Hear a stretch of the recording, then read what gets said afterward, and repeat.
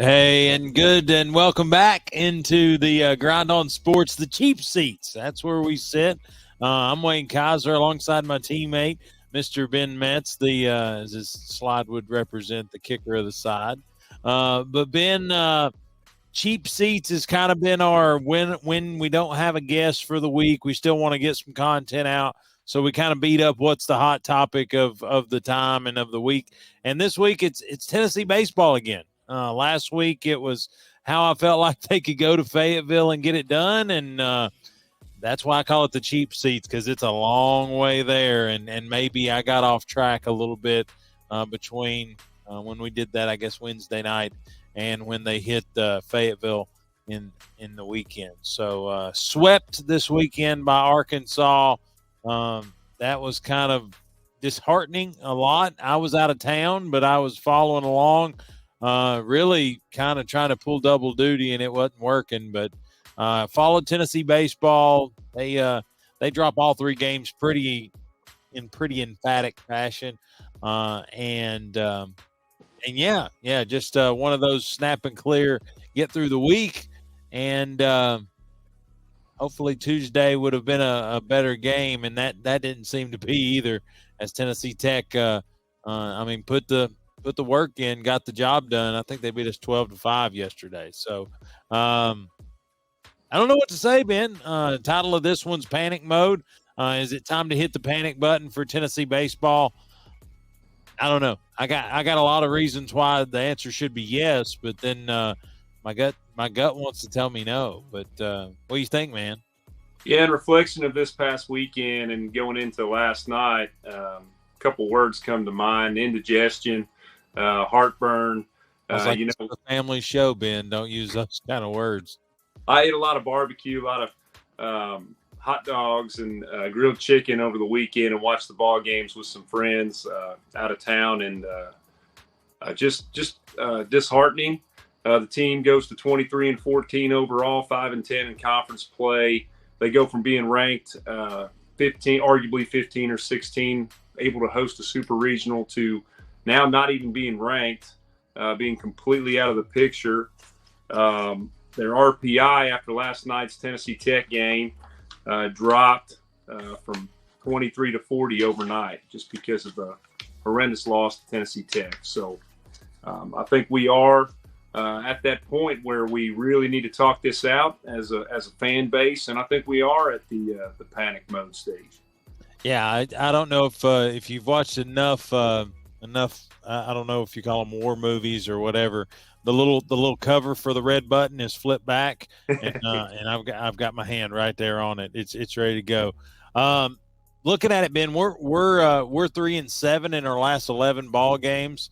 That includes the sweep to Arkansas, the loss of the LSU and the Florida series, and the midweek loss to Tennessee Tech. We've won 3 meaningless games, and I say that because we won 2 Sunday games where the series was already decided, and I think honestly LSU and Florida were just trying things. We're a de facto extra midweek game for them too, those 2 series. So that's frustrating. Again, I want to have hope, and I think that's what's frustrating about this team, is there's the bones of a good baseball team in Knoxville. There's just arguably, and again, I'm not calling for any kind of change as far as any major change, okay? But there's a problem. There's a problem in the clubhouse. There's some cultural issues, whether that's leadership, whether that's grit, whether that's fire. I don't know what it is. Maybe all of them. But we've talked about it, and we've openly talked about it. There's something going on with Tony Vitello. He doesn't come out of the dugout. He's got his arms crossed more than he don't. You don't see him hollering and hooping. And maybe there's a growth piece there to where he understands it may not be worth it at this stage in the game, but he's also not. I don't see him really taking time to get with guys and try to talk through what's not happening at the plate, in the field. Talking about 3-7 in our last 11. It's funny. The 3 wins, we didn't have any errors. The 7 losses, we had multiple errors. So I think there's a correlation. I don't think that makes me some baseball guru to say when you make errors, you don't have a really good shot of winning baseball games. But most of those errors are at first base. A lot of those, some of those errors are at shortstop, bad throws. But some of those errors are behind the plate. We talked about it. We thought we had a good lineup going into Arkansas. Kind of switched up pitching, didn't pitch Beam on Friday night, but did pitch somebody new. They pitched Lindsey and liked what we did there. And then, it was one of those deals where didn't get the results you wanted. And Tuesday night, we're doing completely different things. I mean, we went back to Dickey behind the plate. We threw 10 pitchers Tuesday night. I'm like, why? Why? We've got a lot of things in front of us. We've got Vandy coming to town this weekend. Not to say that we can't get back on track and have something, but I mean, at some rate, our pieces of the puzzle got to quit moving. And right now, it just continues to do that. Yeah, and you started out there about Lindsey, and Lindsey pitched well overall. He had 5 strikeouts. He had the 2 earned runs, 4 runs total, 2 were earned. But going back to the errors, so in game 1, there were 3 errors. 2 errors were in the 3rd inning that resulted in the Hogs going ahead with a big 3-run inning and taking the lead. We had a 2-0 lead. Dickey hit a home run in the first game. Dickey hit a home run in the second game, first at bat of the game. But those errors came at crucial time. Those 3 errors put the Hogs ahead in the first game. And then the second game, it was in the bottom of the 5th. Dickey makes an error out in left field, and the Hogs go up 3-1 against a pitcher that night that we really struggled to hit the baseball off of in the second game. So those errors came at crucial times. And I think we still have some issues, Wayne, with our pitching as far as who is the appropriate starter for game 1, who's the appropriate starter for game 2 and game 3. I think we have issues in our bullpen, and we'll break that down a little bit as we go along in the show tonight. Yeah, I'm just looking here. Dolander's 4-4 in his starts. Chase Burns, he's 2-3. I'm trying to look at all of our known guns. You know what I'm saying? Like you look at him, Burns, and then Drew Beam. He's maybe our bright spot. He's 4-2, but the problem is he's in a cleanup spot where the house is too dirty for him to fix. Yeah, I mean he's the Sunday guy that it's one of those deals. It's not like football. It's not the 4th quarter. He can't come back. I mean, some of that damage is already done. So I don't want to take anything away from Beam because I think he has a presence that, let's just say, frankly, the rest of the staff doesn't seem to have this year. But I feel like it's because there's no pressure on him. The series is gone. He can't pull us out of the hole. I almost wore my interlocking UT hat tonight as well. Mine's a football one, but it's same logo. And it was really for what I think this team has to do to fix it. And that's just get back to who you are. A lot of, I understand, maybe they're getting talked to. Maybe they can't do this. They can't have a fur coat. They can't have a daddy hat.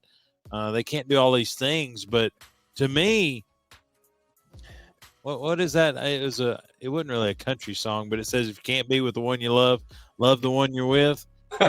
We're Tennessee baseball. We're the bad boys. People are beating our teeth out because we did it to them last year. To me, I'd rip the sleeves off. I'd tape right around the middle of our glasses. I'd cut some lightning bolts in the side of our head, and I'd come out like Wild Thing and just lay it out there. I think this Tennessee baseball team, if you can't bring the fire, then somebody hand them a lighter. We need some spark somewhere. Yeah, and I know that was a country song, but I think it was also my wedding vows. But, when I look at – well, it was Aaron's. I get it. Well, when I look at the lineup for the first night, they went with what we discussed. What we discussed on last week's show. We said, go with Dickey, go with Moore, Burke, 1, 2, 3. All right. Now, when they went with that, Dickey, Moore, and Burke went 3 for 11. They got 1 RBI. The problem in this lineup right now that I see is Zane Denton's gone 0 for 11, and that goes through the Tennessee Tech game. Can't have that. Can't have that. This is a guy that came here from Alabama. He led the team in home runs. He batted number 4 last night. Coach Vitello has been using him in different areas in that lineup, trying to get him comfortable so he can add to RBI and run totals. Griffin Merritt 1 for 7, and Maui Ahuna 1 for 4 over the weekend. So from a lineup perspective, that's not going to cut it. It's not going to help your 1, 2, 3 hitters. And as the weekend progressed, you saw where he moved Burke out of the 3 hole and moved him further back to number 4. And I think even at one point he hit in the number 5 hole behind Merritt. But I think it's important to keep Dickey at number 1. The guy got leadoff home runs in game 1 and game 2 against Arkansas. I think you continue with Christian Moore at the number 2 spot. And I'm really big on Kavarin Tears out in right field and DH and Griffin Merritt. Tears has got a 359 average right now and 39 at-bats. If you look at his totals to Dryling's got 70 at-bats, and I know we're splitting hairs, but only nine RBIs and 70 at-bats compared to the 7 RBIs and 39 at-bats for Tears. So I like Tears at that spot out there in the outfield. Yeah, I'm just for – why don't you just strike people out, and it don't matter who you put out there. Yeah. Isn't that easy to say? Like, I feel like that just rolled right off the tongue right here in my den. But, one thing I look at, and it's the basics, that's what I was getting at with the interlocking UT. Get back to kind of what is special about Tennessee baseball, or at least what we think is special about Tennessee baseball. And that's just playing sound baseball. There was a lot of firepower on last year's team, but another thing is if you threw it in the area code of Luke Lipsius, it got caught. Mm-hmm. There was some Stevenson there at shortstop every now and again. He could keep it in front of him. There were some errors there, but it was a pretty sound infield is what I'm saying. And if you look at first, second, and shortstop combined, you've got 17 errors. Just telling you, I think all last season, regardless of position, I think we had about 19 errors. Yeah. So it's a situation to where things that are routine aren't routine to this team, and I don't know if that's complacency. I don't know if that's talent. I don't know if that's want to. I don't know if it's continuity. There's probably a bunch of team words and coach speak that you can speak to there, but all I know is we don't play clean baseball. And here's the thing: if we were pitching better, you can cover up some accidents like that. Mm-hmm. Problem is it's like we're a triple threat to ourselves. We're not hitting the baseball very well.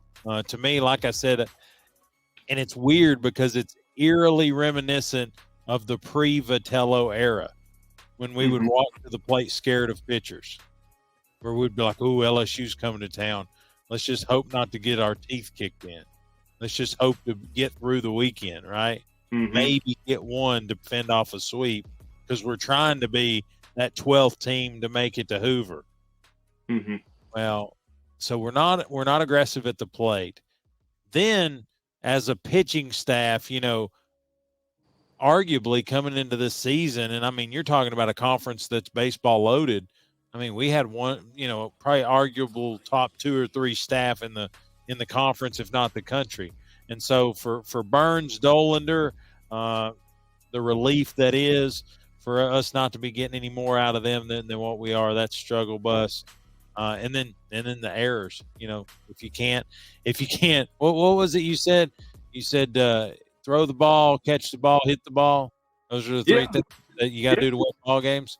Yeah, Cal Ripken Sr. We don't He do any of wrote. that, though. Yeah, Cal Ripken Sr. wrote in his book that basically all youth baseball, like the Ripken experience that you go to in Sevierville or around the country, the simple concept is, Cal Sr. used to say he could watch two youth baseball or even advanced baseball teams warm up before the game started, and he could tell just based off of how they were throwing and catching the baseball who was going to win the game. I mean, it's a simple game. Don't try to make it difficult. Whoever throws and catches the baseball the best will win. And you talked about the errors. We had a 2-0 lead. Andrew Lindsay pitched really overall a pretty decent game for a guy that's not a starter in that kind of environment. Cal Stark makes a throwing error. Christian Moore tosses the ball to Ahuna, and then there's the home run by Jossenberg. Hits the home run, the 3-run shot. They go up 3-2, and then the runs just start pouring on. Moore makes an error in the fourth, and then we're lost. We can't catch up because we're making these mistakes. And my cup half full approach. I know this episode, if this is all people see, is not going to be indicative of how I typically carry myself with Tennessee. I'm usually always. I mean, even last week when we were struggle bus, I made the comment that who else was struggling at this time a year ago? Ole Miss. Ole Miss. And I hope Tennessee baseball, if you're hearing me, make me eat these words. I'm cool with it. I'm definitely okay with it. But I guess I can justify some things away, right? LSU's, they're going to be, in my opinion, they're going to be a super regional team, if not a college World Series team. Florida, they're going to have a deep run. They're going to look good in Hoover. Arkansas, arguably a yearly contender to go to Omaha. I can eat those in some ways. I hate getting swept by anybody, right? But you can somewhat say, we tipped them off. We made them mad. We're not as talented. They're kicking our teeth in. That's what's happening. Mm-hmm. But I don't have words for losing to Tennessee Tech. I don't have a justification. My cup can't get half full. It's only going to be half empty with that. And the reason I say that is this second year in a row we lost these guys. We lost at Smoky Stadium last year when we were the next best thing. And then now we didn't just get beat the other night at Lindsey Nelson. We got run off that place. Yeah, I mean, we went through, and going back to what I talked about with Denton and Dickey specifically. This is Tennessee Tech. This isn't Arkansas. Dickey goes 0 for 5 last night. Denton 1 for 4. That's his first hit in the last 4 or 5 ball games. So we've got to get Denton hitting the baseball. There was an error made by Booker at first base. It was a bunt, and Dickey made a nice play on it, threw it right to Booker, and he dropped the ball, and that cost the game to get out of hand at that point. So yeah, pretty unfortunate. But Wayne, as a fan, there are some things that we are doing well, and I hope to see Coach Vitello maximize some of these areas that we're doing well, and that's let's go with Connell, the Raleigh Fingers himself, or Volley Fingers is what he calls himself. Yeah. He's pitched every ball game through the weekend, and he comes in, and he only comes in for about 7 to 9 pitches, and he does not give up runs. He's kind of I would classify him as a setup guy for a closer. Yeah, he's Redmond Walsh was the closer, but I mean, he's bringing the level of consistency that you expected out of Redmond Walsh a year ago. Yeah. Jossenberg, who hit a home run off of it may be Will Mabry. Maybe he may be more like Will Mabry. Yeah. I mean, Connell struck out Jossenberg, who he jacked a home run off of. I think it was game 2, but he had a home run off of I think Burns in game 2, and Sewell Connell gets in there and just shuts the door on him, strikes him out. So I think last night there was a bases loaded situation that Connell got out of. Yeah. So I look for them with the bullpen. From what I've seen, Andrew Lindsey, I don't think he's a starter. I think he did well in his start, but I don't think he's ready to take that role yet. I think he's still got Dolander, Burns, and Beam. But I look for them in the bullpen, to use Lindsey as a long relief guy. Your middle relief guy, if you need to go to him, is Joyce. But your setup guy, and you can interchange these guys, you go with Joyce or Connell as your setup guy, and then you shut the door with Camden Sewell. Now, a lot of fans might say, Camden Sewell had 4 hit batsmen in game two. He gave up 3 runs, 3 earned runs. But let me go over one moment in that ball game for the fan base. In the bottom of the 6th, he hit Brofen. Brofen stole second, strikes out Diggs, walks Slavens and Brofen steal. So you got a runner on second and third. Then he walked Callis, strikes out Strout and Robinette out of the inning in the bottom of the 6th. Locks in, bases loaded. Had a terrible start to that inning, and not typical for Camden Sewell, but that's the guy, bases loaded, bottom of the 6th, in a tough environment. I want him as my closer. Oh, he's ice water. I mean, I really do. I like how he likes to work fast. I think that kind of that keeps his mind clear. You know what I'm saying? And I think it may help his catcher because people can't, they can't look over and get kind of signals and do a bunch of stuff because he's working. But I guess looking ahead to Vandy's lineup, like I said, as my father-in-law would call it, needed just a good old-fashioned come to Jesus meeting. And we just need to talk to these boys because, listen, I'm not ready to throw the baby out with the bathwater. I still think this is a very talented baseball team. I think that's what frustrates this fan base and me in particular more than anything is, it's easy to eat a loss when you sit there and go, you know what? We just went up against, this many draft picks, and look at us. We just got a bunch of walk-ons and da-da-da-da-da. That's not Tennessee baseball anymore. Still even with the downslide right here, the place that we're at that we're not happy with, I mean, I would argue in this lineup, there's still 4 or 5 MLB players that's going to come off this very roster, like this very starting 9 players. So I think it's there to be had. I think somebody's going to have to pull some bootstraps somewhere. They're going to have to, kind of clear their mind and understand that you can't go back to Arkansas and win any of those games. You can't get LSU wins back or Florida. You just got to focus on Vandy. And granted, I think there's going to be a little extra, let's just say, gas in the tank here this weekend because of the allegations that there was a certain Vanderbilt coach that may or may not have been there for a long time. Maybe rolled out the what Tony must have done or may have done with the Ahuna recruitment. And so I think there's going to be a little extra motivation to when Vandy comes to town to show everybody that, Tennessee may be struggling. They may be damaged, but they're not dead. And I hope that's the case this weekend. I'm optimistic. We're playing in Lindsey Nelson, but the problem is it hasn't been the home field advantage that it was a year ago. So I think just as easy as we can hit them out, other teams have showed that they can too. So we've just got to, I think, lock in on pitching. We're going to be able to hit the ball if we'll just attack these pitchers and get to the plate and want to fight. But I think pitching's where we're going to win this series or win a game. Let's just try to win a game first. How about that? Yeah, and after looking at the matchup coming up this weekend, I would like to see Charlie Taylor at catcher.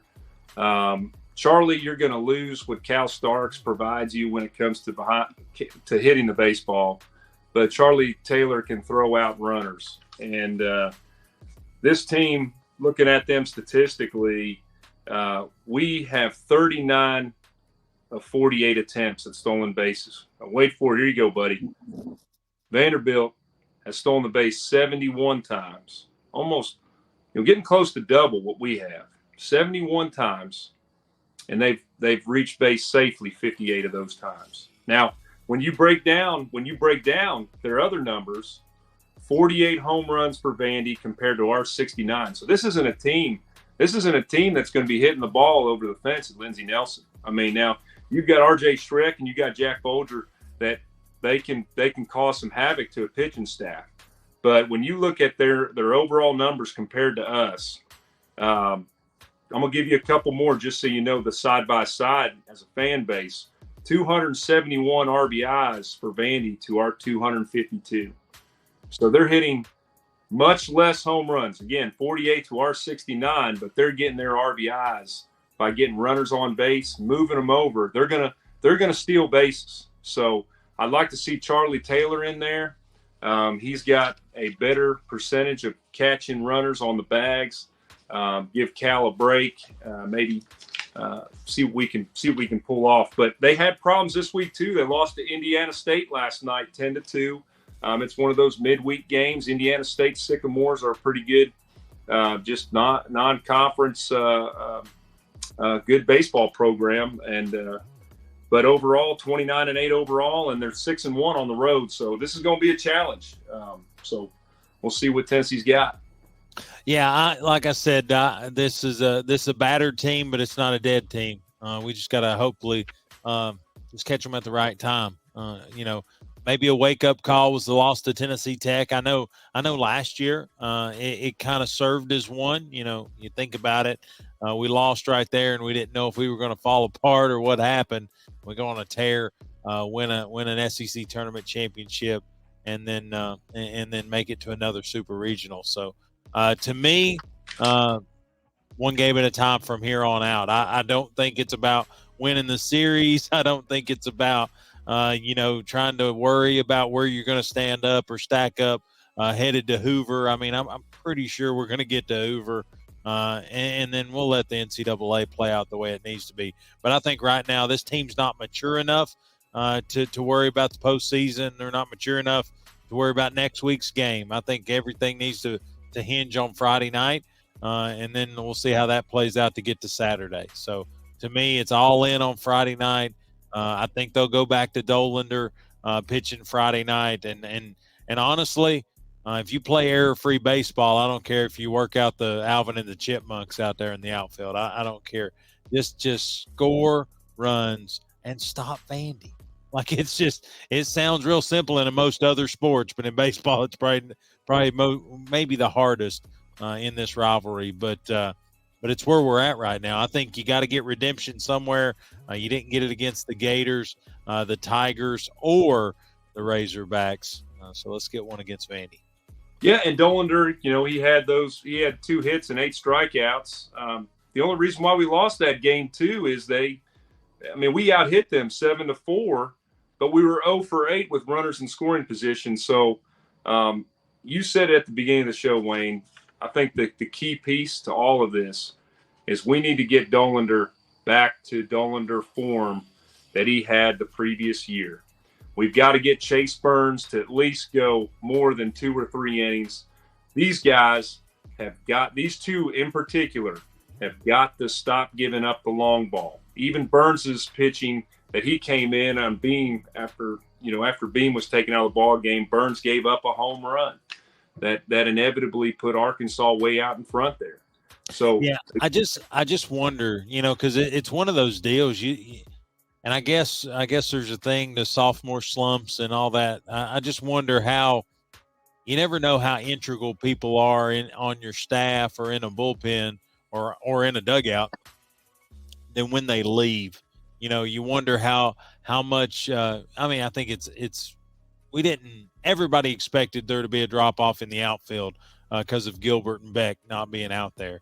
But I think the impact of Lipsius, Evan Russell, and maybe a couple of those pitchers, having Redmond Walsh in the bullpen might have just been a calming factor. At the end of the day, he's kind of the Sandman. He's the big orange Sandman. He'll come in and just shut the door. We don't have that right now, so people feel like you gotta send them halfway through the ball game with zeros up there, or we're gonna lose. And so I say just get back to it. Attack the plate. Pitch the ball well. Don't give them just meatballs that they can put in a parking lot. And then ultimately just play error-free baseball. And if that's still not good enough to win, I can respect it. Yeah, and I'm going to go back to the bullpen because I think offensively, yes, we have to improve with Denton, Griffin Merritt, and Ahuna. Those are three guys that have to pick up their offense to support the top of the order with Dickie Moore and Burke. But going to the bullpen, when we make that decision to go to the bullpen, I am not a Halverson fan. I know that a lot of people out there are Halverson fans. He went 1 for 1 last night against Tech, gave up 4 hits and 5 runs. I think now as a fan, I want to see him continue to grow and continue to develop. I'm not trying to knock him and say, hey, Tennessee fan, I'll always root for him. But if it was me, and I'm the pitching coach, and I've got Lindsey out there, I've got Joyce out there, I've got Connell, and I got Sewell. I'll pitch those guys every night, and I'll get through a ball game with those 4 pitchers. Andrew Lindsey's my long relief guy. So if I get into trouble with Dollander, I'm going to Lindsey, and I'm gonna use him as long as I possibly can to keep the game close. And then if Lindsey gets into trouble, I go right to Connell. I've got Sewell who can close it out. But these other guys, I would use them during midweek games. I'd work on their development in hopes that next year they'll be ready to play at this level. But right now, these guys like Halverson and Seacrest, they get in, and I can guarantee you, I can feel it on the couch when I watch the game. I go, at some point, they're going to hit one someone's going to hit one out of the ballpark. And inevitably, it always happens. Right. So that's where I'm at from the bullpen perspective. So do we win Friday night, Ben? I think he's going to pitch. I think he's going to pitch Dollander, and I think Vandy's going to pitch Bryce Cunningham. Bryce Cunningham did not look good against South Carolina in the first game last week, giving up 6 hits, 6 runs, even though he had 7 strikeouts. So I'm not saying we're South Carolina, but I look for us to have a big game the first night. I look for us to lose the second game. I think they'll go with Burns. I think Burns has got a long ways to go and not giving up the long ball. And then it's a coin toss come Sunday with Beam. And I think it'd be good to put Beam in a situation to where Sunday matters. I think that's when we're going to find out how tough he is. I think it'd do a lot for this team to get a Friday night win, to not be on our heels every single series so far. So I'm a big fan of us getting a win Friday night. I want us to kind of pull the wool off a little bit and get after it. But you know what? Maybe it's because you and I will be there. I think that's going to be a big thing. And if it happens and we knock off Vandy, then we might try to see if anybody out there's got a couple more tickets, and we'll ride this thing out. We'll go as much as they take us. But do you think if push come to shove, we get it to Sunday? Do you think we win the series? I think if we've got a rubber match going into Sunday, especially if we win Friday night the way we should win Friday night, and we keep the second game close with Bernsey, and that offense is at least manufacturing some runs. I think if we keep the second game real close, I think we got a really good shot to win at home on Sunday. Bean pitches really well, Lindsey Nelson Stadium, and he'll keep the ball low. And I look for us to probably pull it out if that happens. If we win the series, who would be your can't use a pitcher? Who would be your MVP of the weekend? I would say Dickey. I think Dickey has really come on in the Arkansas series. He continues to be the guy, the captain of the team, that when we need a hit, he's going up there and he's going to get you a hit.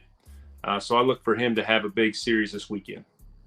Yeah, I'm going to go with Ahuna. I think because I think it's more for defense more than offense. I think you look at Arkansas. Their shortstop had a really good way of being right where we line drived it about every time. So I think maybe that's our fault as much as it is his gain, but we need somebody with a magnet in their glove. And if he can do that, and if he has a good weekend, I think we got a good chance to win it too. But, Ben, we're going to wrap it up here. Probably one of our shorter shows, 35 minutes, but I want to give everybody a little teaser into next week. It is an NFL draft week. We do have a former NFL draft pick that will be on next week's show. A little local flavor, maybe has worn the baby blue, has held a sword or two there in Nashville, but we'll talk to that guest next week. Have that published hopefully midweek ahead of Thursday night's NFL draft round 1. Ben's a big Ravens fan, and still a lot to be had, whether they're going to have to draft a quarterback next Thursday night. Yeah, it's a lot of controversy's been going on with the Ravens, but for the listeners out there, as you continue to try to figure out who our guest is going to be, this guy was drafted about 20 picks higher than Antonio Brown for the Pittsburgh Steelers. So it's not Vince Young. I'll go ahead and put that out there. I'll let you just kind of chew on that. But we're really excited to talk to him and share those experiences as we get into draft week. Absolutely. I'll tell you, as a Broncos fan, it's easy to get ready for draft night. We don't have first-round draft picks anyway. So that's what you get with a 14, 15-year quarterback, I guess. But anyway, Ben, thanks for sitting in tonight. Again, cheap seats is kind of going to be our fill-in topics when we don't have a guest. But, again, going to continue to get content out each and every week. But for Ben Metz, I'm Wayne Kaiser. And like always, grind on.